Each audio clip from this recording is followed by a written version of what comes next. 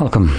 In front of me is a TCL 10 Tab Max, and today I'll show you how you can enable your Do Not Disturb mode.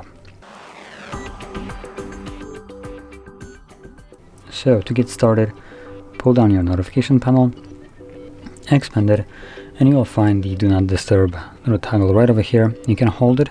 This will take you to the settings where you have a very limited amount of settings, but you can customize them to your liking. So number one, and probably the most useful one, will be the schedule, which is located right here. There are two that are pre-made, though they are turned off, so if you want to use them, just tap on them and then toggle them on right here. And obviously you can add your own, set it up however you like, and you can also edit these ones to fit your needs as well.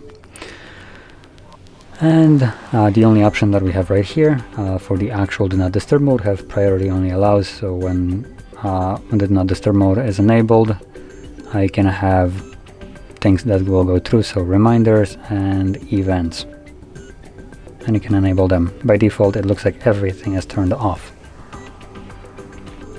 So from here, whenever you want to use your Do Not Disturb mode, simply tap on the toggle like I just did right now, and it's enabled. Once you're done with it, you can tap on it again to turn it off.